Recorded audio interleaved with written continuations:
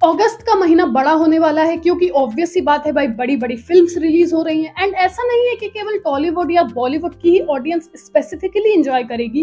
पूरी Indian audience के लिए ये महीना धमाकेदार होगा क्योंकि दो नॉस्टैल्जिक एक्टर्स स्क्रीन पर लौट रहे हैं, सनी पाजी और रजनीकांत सर। एंड एक हार्ड हिटिंग फ्रेंचाइज यानी ओ माई गॉड का भी सेकेंड पार्ट रिलीज हो रहा है।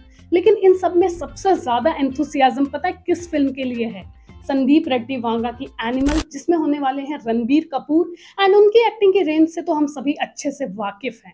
भाई कैरियर की शुरुआत उन्होंने सावरिया जैसी फिल्म से की थी। एंड तब उन्होंने सोचा भी नहीं होगा कि भाई आगे चल के मैं अपने आप को एनिमल जैसी पिक्चर से रिप्रेजेंट करूंगा। जहां संदीप रेड्डी वांगा ने ऑलरेडी एक इंटरव्यू में पहले कह रखा है कि अगर तुम्हें कबीर सिंह जैसा बंदा वॉयलेंट लगता है तो तुम मेरी आने वाली पिक्चर के कैरेक्टर के बारे में क्या ही कहोगे। तुम्हें वॉयलेंस देखना है ना, आ जाओ मैं दिखाता हूँ। उनके इस बात में ही इतना ज्यादा रोष था कि हमें समझ आ गया था कि उन्होंने रणबीर कपूर को कितना ज्यादा खतरनाक कैरेक्टर में ट्रांसफॉर्म किया होगा कि शायद अब उनकी इमेज ही पूरी तरीके से बदल जाएगी। क्योंकि हम तो रणबीर कपूर को वही ये जवानी है दीवानी के बनी के रूप में जानते हैं, जो चाहे कितना भी टॉक्सिक रहा हो एज अ मेल, लेकिन उसने हमें लाइफ में ये तो सिखाई दिया कि भाई जिंदगी को चीर फाड़ के कैसे जीते हैं।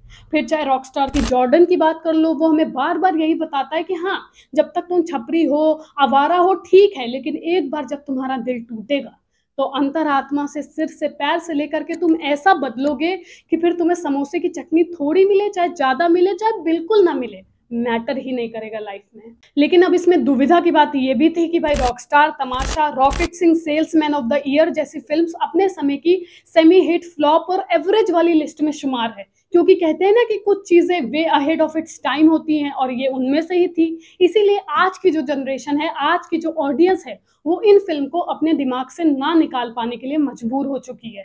क्योंकि ये इतनी ज्यादा भाई अल्ट्रा प्रो मैक्स रिलेटेबल है हमसे यार। भाई खुद ही सोचो ना, आज के जनरेशन में कौन नहीं है तमाशा का वेद।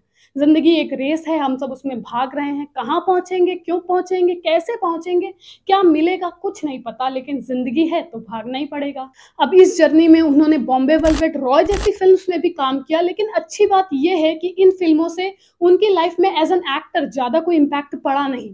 केवल इसलिए नहीं कि वो एक नेपोटिज्म किड हैं, बल्कि इसलिए भी कि उन्होंने कभी एक्सपेरिमेंट करना नहीं छोड़ा। और इसी एक्सपेरिमेंट वाली जर्नी में हमने उनके बर्फी वाले कैरेक्टर को देखा, हमने उनके अजब प्रेम की गजब कहानी के प्रेम वाले कैरेक्टर को देखा, और इसी तरीके से हम उनसे इंटरनली कनेक्टेड होते चले गए।